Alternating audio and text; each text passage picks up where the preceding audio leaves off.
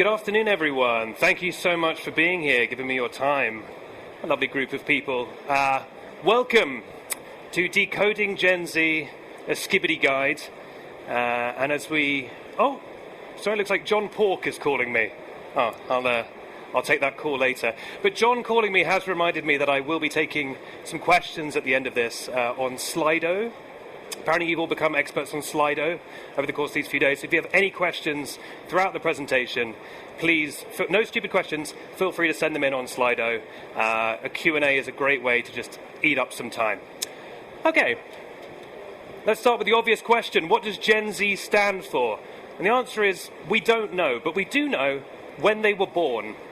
As you can see over here, I don't know if you guys can see this, but this is a handy list of birth dates where you can work out which generation you were born. And just to depress you all, I'm going to add Generation Beta there, which was born last year. Ooh, that hurts.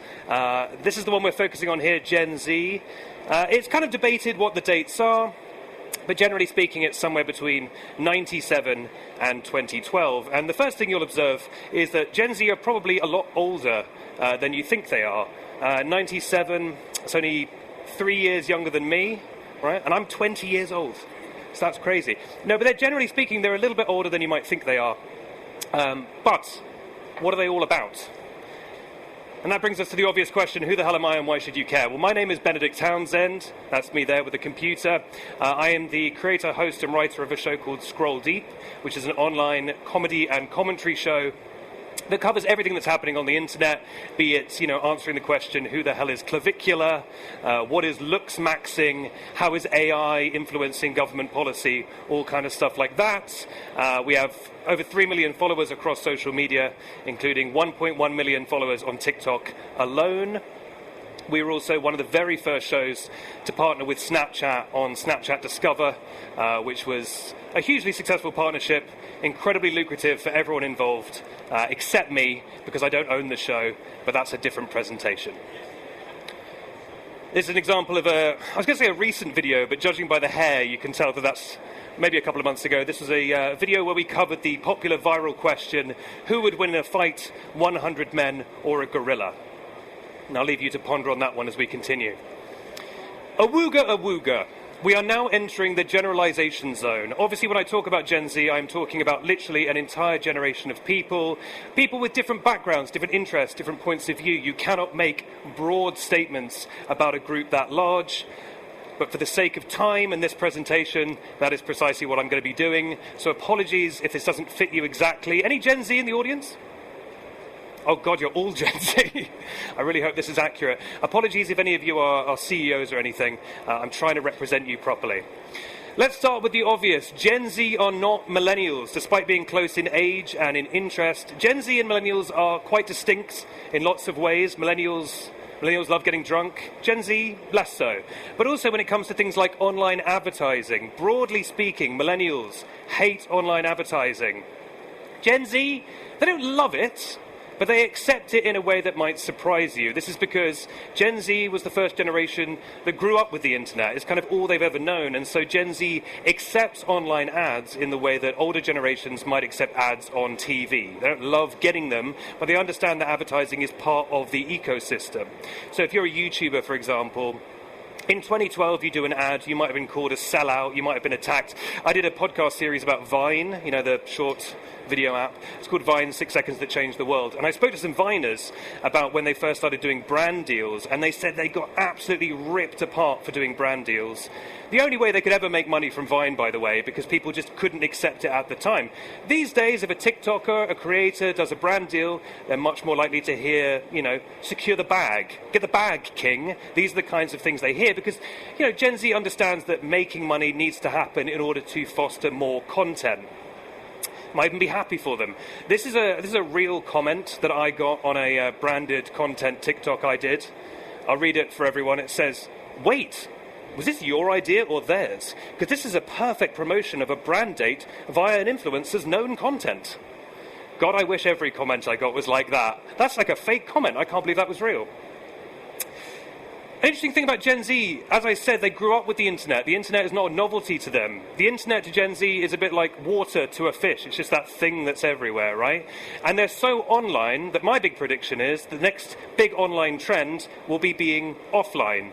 As the internet becomes increasingly annoying and chock full of slop, Gen Z is moving away from the internet.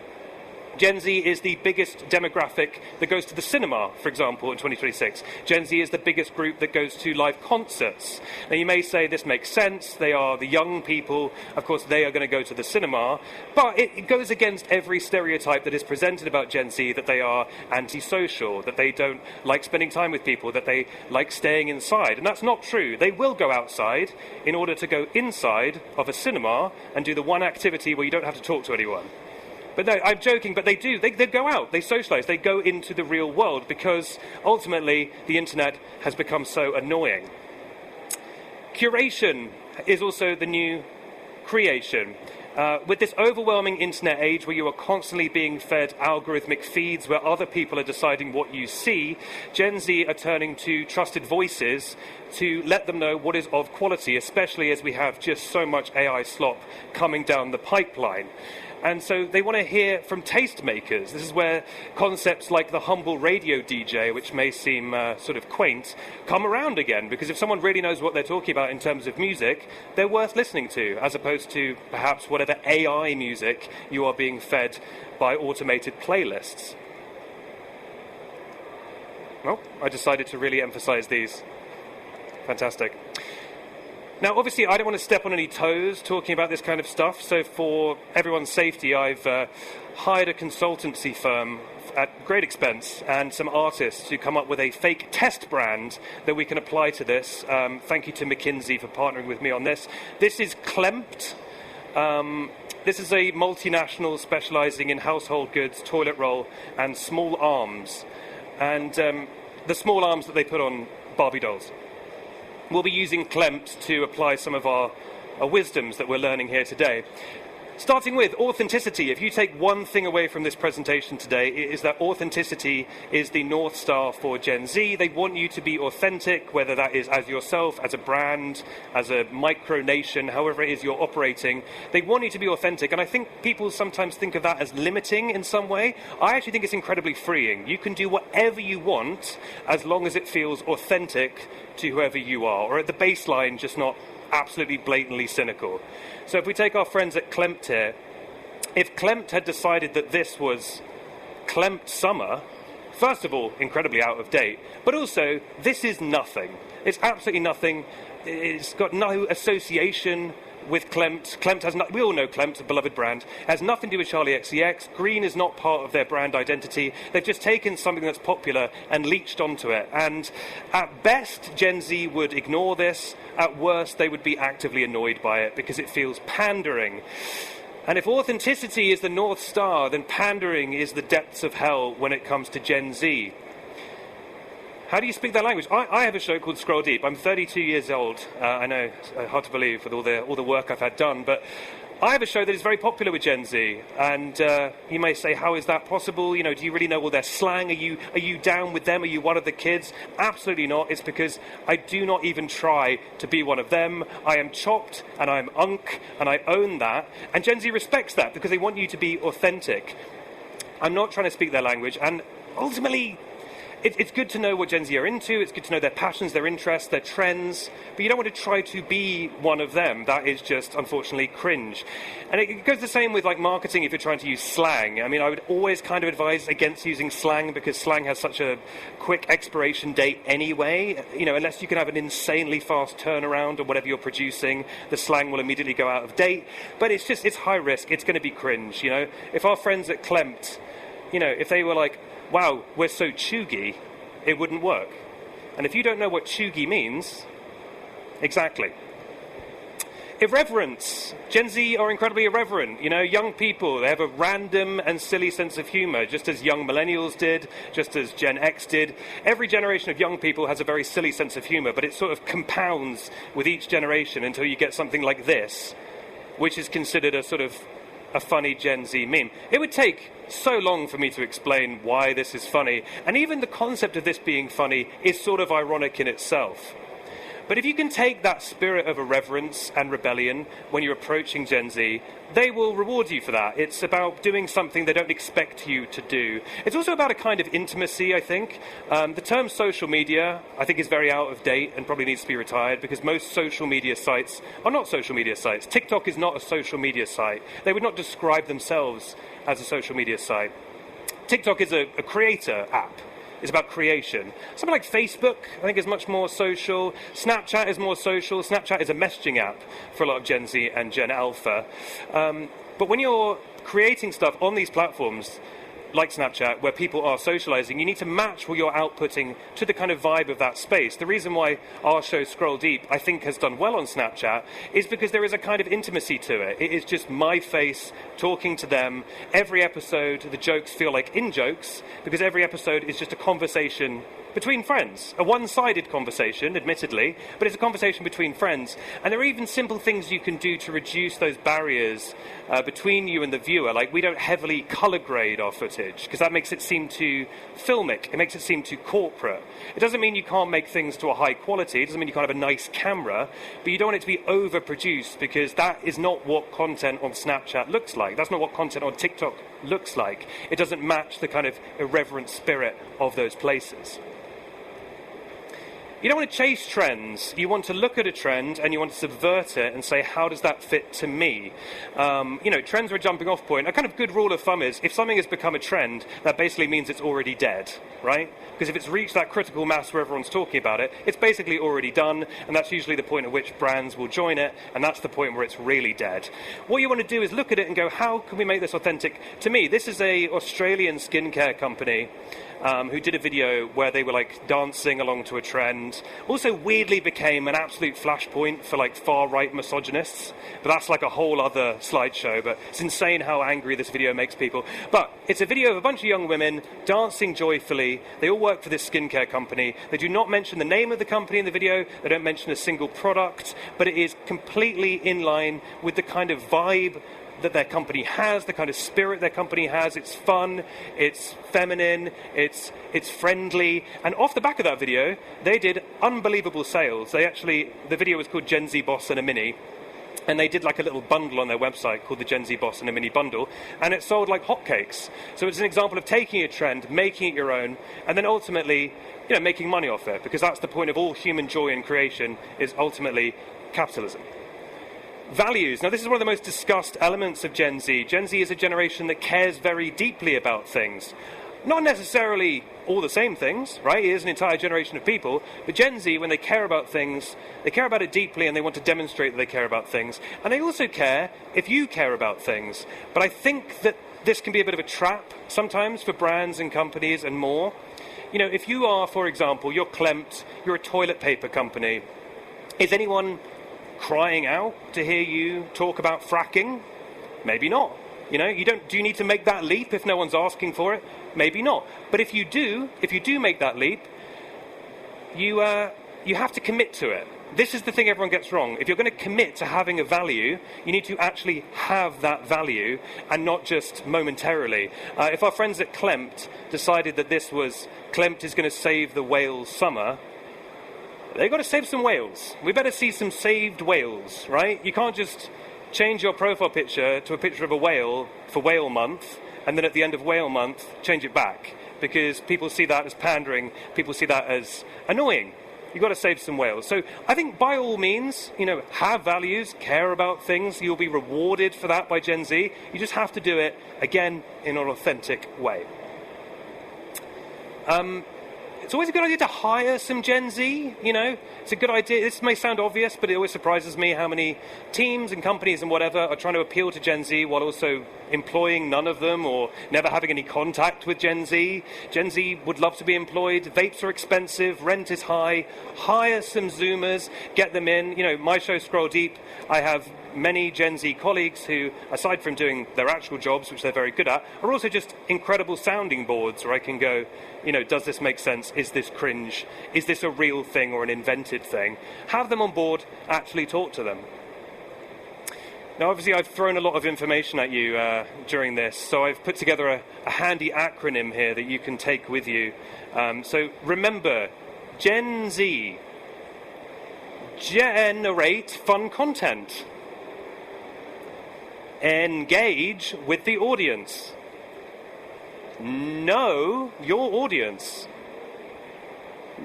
Keep things authentic. You want to keep things authentic.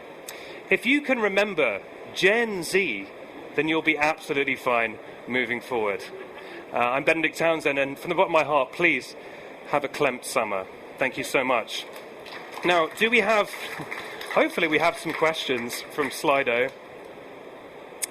Let me have a little look here. Now, okay, I'm not seeing a single question, so if anyone could sling me a question, that would be great. I see people tapping away.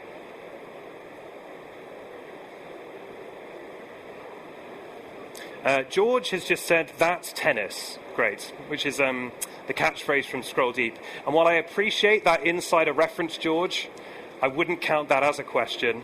Here we go.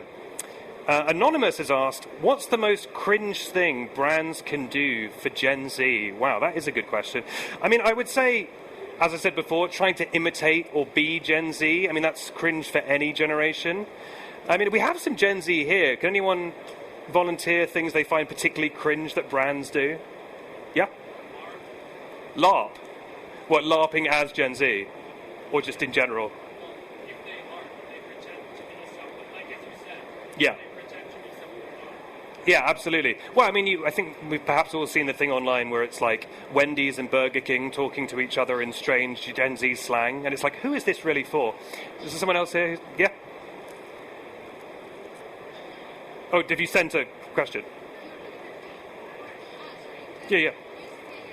Using AI, yes. Oh my God, you could do a whole separate presentation about the relationship between Gen Z and AI. Broadly speaking, I would say Gen Z do not like AI. Gen Alpha, their younger counterparts, seem to love AI. They are fully addicted to AI. But I do think the kind of imposition of AI on Gen Z is seen as incredibly annoying and cringe. Anonymous has asked, in what way do you think your podcast, Talk of the Townsends, also appeals to Gen Z? Thank you for this. Yes, we're referencing my podcast, Talk of the Townsends. I think we probably appeal to it because we have a broad four-quadrant appeal that everyone loves, and it is in many ways the ultimate podcast. So thank you very much to presumably my manager for sending in that question. Do you have time for one more question? Anyone? We could get more into AI, to be honest. Yes. Yeah.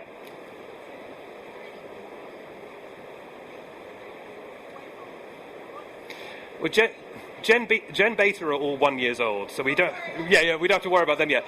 Gen Alpha are a really distinct generation so far. They're the Skibidi toilet kids. I think a lot of the stuff that people ascribe to Gen Z is actually Gen Alpha, to be honest at this point, because, as I said, a lot of Gen Z are like 29 years old. Gen Alpha, they've widely adopted AI. School and university is going to be very interesting for that generation because they're just completely addicted to Google Gemini, so good luck to them.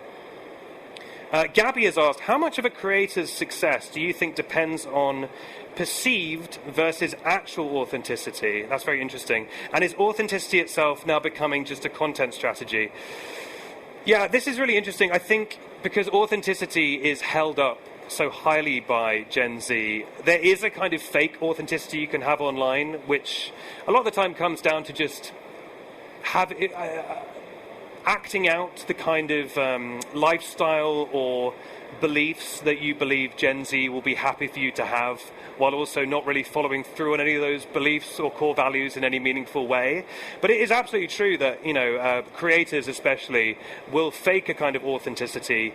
There's always a kind of fakeness to a creator anyway, because they're giving you a version of themselves.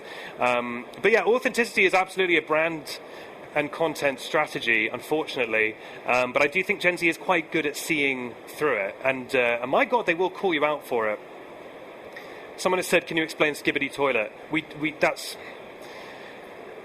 an entire dissertation if we want to get to Skibidi toilet. The whole point of Skibidi toilet is it's a bit like 6-7. It doesn't really mean anything at all, but it is really funny. If Gen Z are looking offline, not online, but spend lots of time online, what online content about offline appeals to them most? That is an amazing question from Ed there.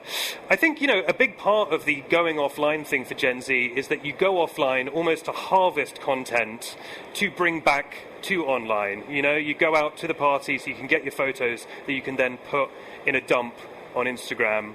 And so there is a kind of symbiotic relationship between the online and the offline, if I'm understanding that question correctly. There's so many different versions of on and offline there. But I think what appeals to them about offline, honestly, is that it's a place where they're not being relentlessly advertised to. It's a place where they're not being constantly watched necessarily, although that is perhaps one of the reasons why Gen Z, aside from everything being insanely expensive, one of the reasons Gen Z doesn't go to the club as much is that everyone has their phones up all the time in this kind of surveillance state that we've all decided to create for ourselves, where no one can do anything without being filmed. But now we've reached a point where everything you post online is so scrutinized. I think there is something freeing about the real world, where maybe you can just have a conversation without the world watching what you're doing. And we'll just finish with this. How is Gen Z interacting with online advertising? I would say reluctantly, but like I said, they understand the concept of it. I think one of the biggest mistakes that brands make with advertising is trying to sort of disguise it or trying to make it stealth. I think there's this idea of hey, if we just make this really amazing piece of content, and then at the end you realize it was an ad the whole time. Oh, that's so charming. I thought I was watching a fun short video, but actually it was an ad. Gen Z hates that shit because they feel like you're being duplicitous. It's like, oh man, I got to the end of that and it was actually an ad the whole time. I think Gen Z, in my personal experience with Scroll Deep and the stuff we've done, they appreciate you just being upfront about it. Like when we do partnerships on Scroll Deep, when we do ads, I will just say to them, I am going to do an ad now. I am going to do a sponsorship now. And they understand that is their time to fast forward or to stay and support the show. But either way, it's all an evil playing field, but an even playing field where we know what's happening. I think that tendency to try and disguise the ad as something fun actually kind of backfires. Was there a hand up? Yeah.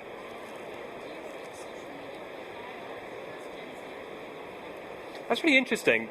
She said, do you think social media will die off because Gen Z is going offline? I think social media generally will I think it will continue to exist, but I think it's going to become increasingly more siloed.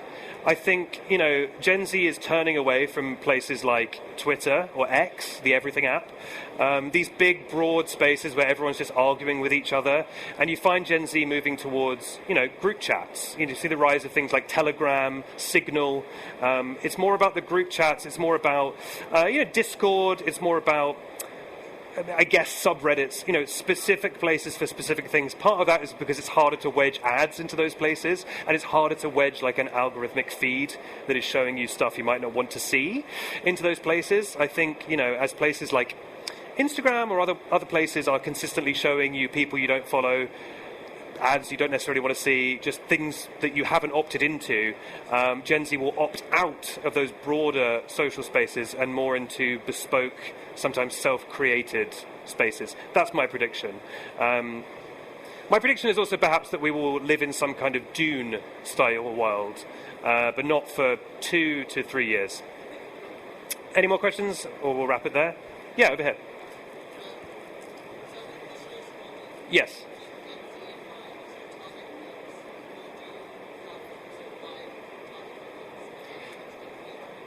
Yeah, great question. It was the question of, am I specifically targeting Gen Z with Scroll Deep, or is it sort of everyone? In the spirit of authenticity, I'm not necessarily really thinking about the type of person it's for. I definitely, because I am just terminally online, I know the sort of meme references or things I can throw out that Gen Z will get a chuckle out of. But I'm always constantly surprised when I meet people who watch Scroll Deep at the range of ages and backgrounds and all kinds of things. The amount of teachers who come up to me and say, I watch Scroll Deep so I can understand what the hell the kids are talking about, as well as young people who come up to me and I'm thinking, I should be asking you this information. But, I'm not broadly targeting them, and I think that's perhaps why it's working, because it doesn't feel too pandering. But, maybe the show could be better if I did that, I don't know. Any more questions? Great. Thank you so much for your time. I really appreciate it, and have a lovely day. Thank you.